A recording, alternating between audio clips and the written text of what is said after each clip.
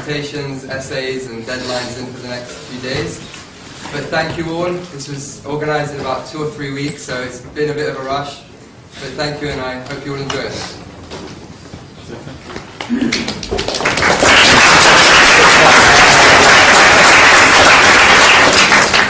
Okay, thank you everyone for turning up today. I'd like to remind you all, if you could please switch off your mobile phones, because they go off, they make noise and they interfere with the microphones.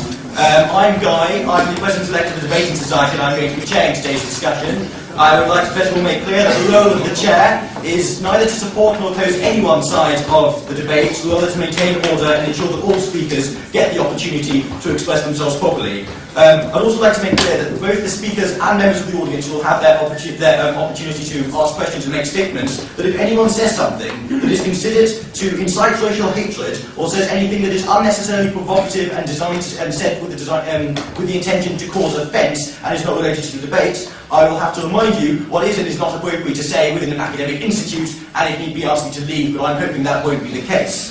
I'm going to read out the Student Union's policy on the matter. The Union is committed to the elimination of all forms of discrimination and harassment within this organisation, both in relation to its members and guests, and in the provision of its service. The Union will strive to achieve the following: equality of opportunity for all of the terms of its members and guests, and advancement within the SU regardless of race, colour, ethnic origin, nationality, age, sex, sexual orientation, marital status, parental status, mental or physical health, and or ability, or religious and political beliefs and affiliation. Secondly, that individuals are treated in a fair, equitable and consistent manner, and are given the opportunity to fulfil their potential, and that everyone has the opportunity to see properly. So as such, anyone who does cause any disturbances to any of the speakers who are speaking are going to be breaking the Students' Union Constitution, and that's not going on. As such, I'd like to introduce our speakers. We have with us today Douglas Murray, who is author and journalist, who has written for Spectator and the Wall Street Journal. Thank you very much, Douglas Murray. We also have Mr. Sam Westropp, who is the director of the Institute for Middle East Democracy. And on the no panel, we have Mr. Mark MacDonald, who is the Vice Chair of Labour Friends of Palestine and also a human rights barrister.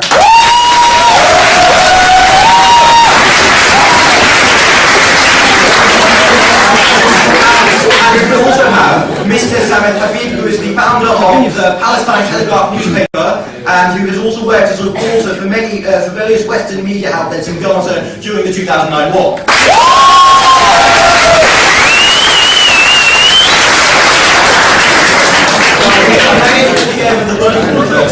We're going to start with opening speeches, which are going to be made by each speaker. They're going to be between 3 and 5 minutes long.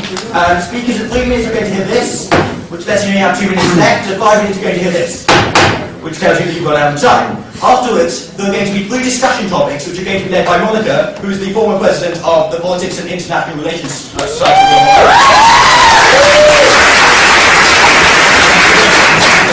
After each of the discussion topics, there's going to be an opportunity for you to ask questions that are related to the discussion topic. However, due to time restraints, we can only accept 2 of them. After all 3 of the discussion topics, there are going to be closing speeches of 3 minutes length, at which time at the end you'll hear this. Yeah, just remember, 2 bands means enough time to stop talking, and then after there'll be final questions at the end, where you are invited to ask any questions regarding anything that has been said, or express your own opinion on certain matters. And I'd like to remind the audience what I said, that everything that's applicable to the speakers with regards to what is and isn't allowed to say is also applicable to you, and you're here representing your college. So, without any further ado, I would like to call upon the first speaker for today, which is Sam Westropp, the Director of the Institute for Middle East Democracy. Thank you very much.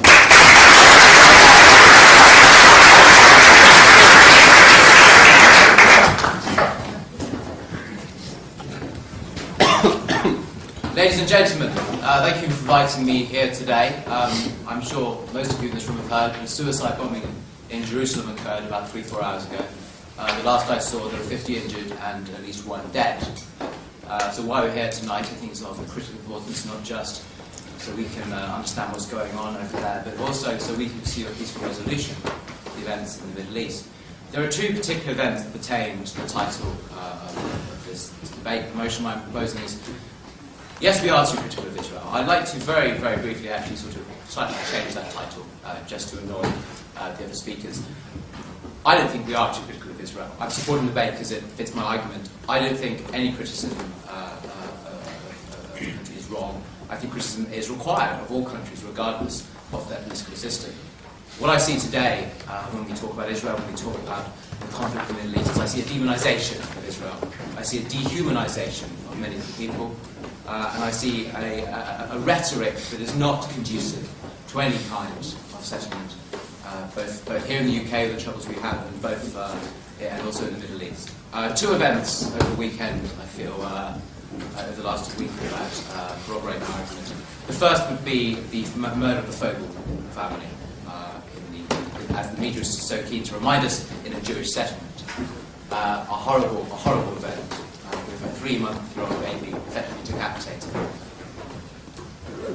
Purely monstrous, this, and I was glad to see that the Palestinian Authority quickly condemned the event along with people around the world. What I found so shocking, of course, is while the Palestinian Authority publicly condemned the event, their associated news agency, the Man News Agency, quickly put out a statement suggesting that a Thai worker had been responsible for this murder.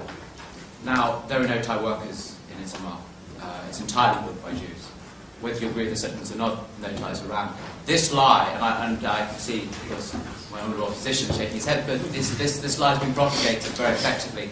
I've spoken with the representative of Judea and Samaria, who has confirmed there are no Thai workers in Itamar. And the quickness, the ease with which this spread, this lie propagated, not just through the blogs and various Palestinian sources online, but also through Western media and through the anti-Israeli sentiments here, was extraordinary. The second event occurred at SOAS on Sunday. It was the Celebrate Palestine Festival. A group of 4 activists running a pro-peace demonstration.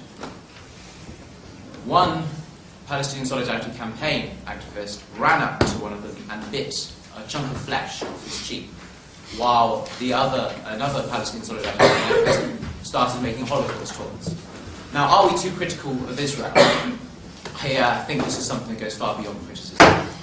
This is a dehumanization, it's a delegitimization, it has reached a point of violent attack upon those who would advocate Israel. Not even those who would advocate Israel, but those who would advocate peace. I'm sure as the discussion topics go on, we'll delve into details and work out exactly what's going on. But my point is this, is that criticism implies a rational observation. There is no rationality to a lot of the hatred, the anti-Israeli sentiment that occurs in this country. It is purely emotive. I would suggest that the Israel Apartheid Week, which is happening at the moment, there is no rational start to that. That is an emotive, ridiculous statement designed to create the apartheid they claim is happening. They're trying to separate two sides. They call themselves pro-Palestinian. They're not. I'm pro-Palestinian. I believe in a two-state solution. I believe in self-determination for Palestinian people. The things that are going on at the moment, the Israel Apartheid Week, is anti-Israeli, it's anti-peace. It's not pro-Palestinian, it's not pro-peace. Thank you.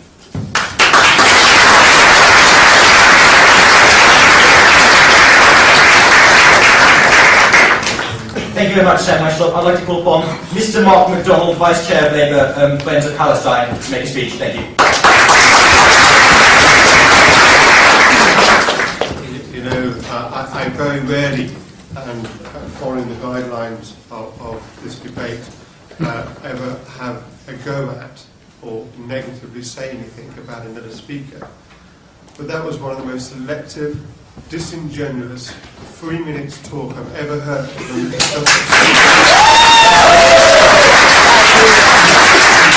I mean, we talk about the awful situation, and I don't think anyone in their right mind would not condemn the murder of people in settlers, the family of people in settlers. But he forgets the bombing yesterday of a family killing of children playing football by an Israeli Air Force plane. He forgets to mention that. Why? Why doesn't it fit in with his argument? He forgets to mention that 250,000 people in this country marched on consecutive Saturdays against the strike and the murder that was taking place in Operation Cast Lead in Gaza. Why? because it fits in his argument to make Israel a victim. Are we too critical on Israel? Oh, No, we're not.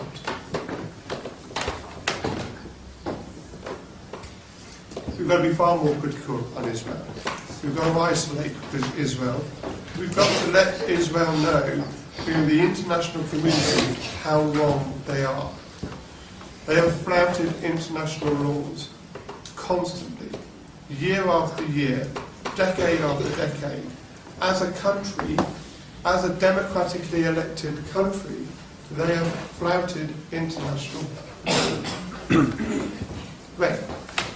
They built settlements on occupied land, contrary to international law. 500,000 Jews live in settlements in Palestinian land in the West Bank, contrary to international law, condemned by the United States, condemned by every European country, but still they continue to build. They bombed, and we all saw it, it wasn't that long ago, Gaza, killing something between 350 and 400 children. Some, they may say, were legitimate targets, not the children, the adults. But they killed the children. Why? And yet, when we tried to get on television, when we tried to announce it to the world through the BBC, through appeals, they refused. They refused to allow us. We're going to come on to that topic in a moment. Are we too critical of Israel? No, we're not. We've got to be far more. We've got to let the world know that this country cannot consistently and constantly get away with murder. And I use that word, I'm a barrister, I know what murder means. It's the intentional killing of another human being unlawfully. When somebody is extrajudicially executed by a targeted bomb on a Hamas operative, that's called outside the law. That's called an execution. That's called a murder. When other people around him die, the children of that person, people playing in football fields, that's called murder. We have to be critical of Israel. We've got to be more vocal about our criticism of Israel. We've got to make the world understand that it's wrong. And hopefully one day, Israel will wake up and realise that it is on its own. And hopefully then, they will sit down at a table, stop building the illegal settlements, tear down the illegal wall, and start talking on a proper, mature basis with the Palestinians about having the two-state solution that our colleague wants so much.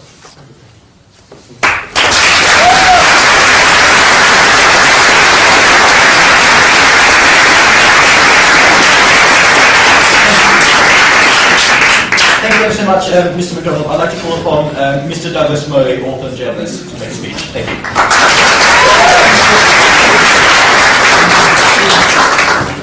Thank you very much. Thank you to Will Holloway and the Exciting Our Society involved for inviting me to speak to you. It's a great pleasure to be here and see your beautiful campus. I've got an idea already from the opening applause of what most of you think. But after all, this is at the university, so we're not here to talk about propaganda, but to talk about facts and ideas and history, and I hope we can do so. The motion itself tells you everything you need to know. Are we too critical of Israel? What other country would get this crowd out tonight if we had it in the title? Syrian government just hours ago sent its own troops in and massacred people in a mosque in Syrian territory. But would you have a motion here? Well, Holloway got you all out on a pleasant Wednesday evening. Are we too critical of Syria? No. No, I'm fairly sure you wouldn't.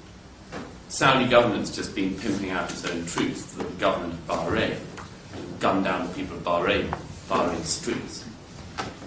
Would you come out to discuss, are we too critical of Bahrain? Are we too critical of Saudi? No. because international